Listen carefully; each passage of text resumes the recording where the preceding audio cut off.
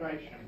Hydration is an essential part of sports performance. Every athlete will want to stay hydrated through the duration of whatever they're doing.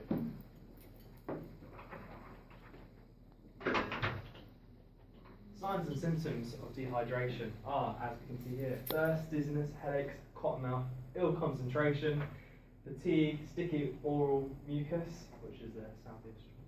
And then this is also known as dehydration, which occurs when fluid loss surpasses fluid intake. The body can only last a matter of 2 to 3 days without fluid intake, yet can last up to 6 weeks without food.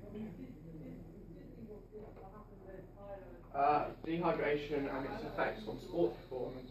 Dehydration causes a loss of concentration, which will affect athletes like accuracy and stuff like that, because they won't be able to concentrate on what they're doing. It may also cause headaches and dizziness, which will obviously be a health risk to athletes and won't let them compete in their sport. Dehydration can also cause the body to feel fatigued a lot quicker. So a marathon runner might not be able to make it all the way through the 26 miles without fatiguing, and dehydration can also cause reduced strength, power and aerobic capacity, which would decrease performance. Hypohydration. This is like dehydration when the body doesn't have enough fluid as it needs, as the recommended daily amount for the human body is 2.5 litres. This causes a raise in core temperature, skeletal muscle fatigue, and impairs sweating, of course. Like core temperature, if we move up or down in any part of 2 degrees, we could either go into a coma or fatally die, which of course we don't want. Muscle fatigue would hinder performance by causing a decrease in an athlete's intensity and lower the duration they can exercise for. Obviously, when they do exercise, it's good to have a sports drink so they can carry on their electrolytes and fibre will help. A raise in core body temperature by 2 degrees will become life-threatening increase in intense sweating, which is one of the body's mechanisms to cool itself down, as I mentioned earlier. I thought that was Hyperhydration and its effects also on sports performance. So hyperhydration is increased hydration, which means the body has more water in than it needs. However, this has been argued that it may improve things such as thermoregulation, which is the body's way of regulating its temperature, and this can possibly improve performance, as if the body uses less energy to control its temperature, it has more energy for other things such as the exercise itself. Superhydration effects on sport performance. When glycerol and 2 litres of water are ingested by the body, it has been shown to increase water retention within the body. This lowers heart rate, body temperature, and heat rises during exercises in conditions, which is good. This can help increase cardiovascular endurance, meaning the body can get oxygen and blood to work in muscles, better improving performance levels. While some studies disagree, saying glycerol worsens performance by causing headaches, dizziness, and bloating. Fluid intake. The average person needs between 2 to 2.5 litres of water a day.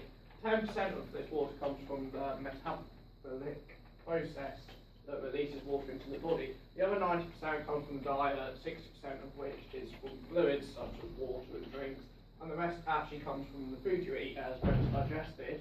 A lot of food contains high levels of water, and that gets released into the body.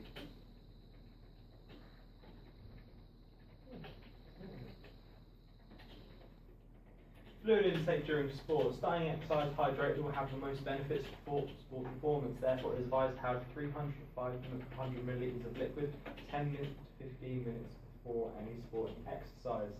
So the body doesn't get dehydrated while exercising. Drinking 150 to 200 millilitres may help every 15 to 20 minutes. Of course, supplements can also be taken. Post-event, body needs to help replenish in fluid levels. Urine can be checked. The darker yellow it is, the more dehydrated the body is, and the more fluid the body will need. A sufficient amount should be drunk after exercise to reduce the risk of dehydration and help recovery. However, the exact amount is dependent on the exercise itself and also the intensity. But on top of that, it's best to at least try and do it for between the first hour to 2 hours, as this is when the body will be most active to intake on fluid. Water and sports drinks. A lot of people argue that sports drinks are a lot more helpful. for exercise than water itself. However, the body needs water to survive, and the sports drinks are mostly made up of water, but they're not 100% water. Liquid is absorbed quicker when it's at room temperature, because it doesn't need to change temperature within inside the body before it can be absorbed and stuff like that. Sports drinks provide electrolytes and some simple carbohydrates such as glucose, which water doesn't. So this means that before exercise, some athletes may choose a sports drink over water to increase their blood glucose levels and muscle glycogen storage, which can increase the time it would take athletes to fatigue, so they can work harder for longer. And of course, on top of that, every time you drink cold water by 1 degree every per kg, which is equal to 1 litre of water, it takes 1,000 calories to change that by 1 degree. So if you have an extremely cold drink, obviously you need to get it back to your normal temperature. You'll just be expending all of your stores. Oh, I didn't know that. So during exercise lasting over 2 to 3 hours, this is where the sports drink may be most beneficial, as by this time the body is starting to run out of its glycogen stores and is starting to fatigue.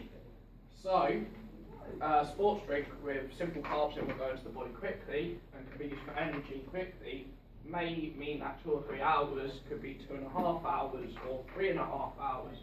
So it would stop the body fatiguing and means that athletes can carry on with their exercise and perform better. After exercise, a sports drink may be helpful as it will replenish any lost carbs within the body, and it also has water in to replenish any fluid deficiencies. But instead of a sports drink, water and a substantial meal are probably a better option for a lot of people. Mainly because protein can be put into a meal. 1 minute. We love hydration!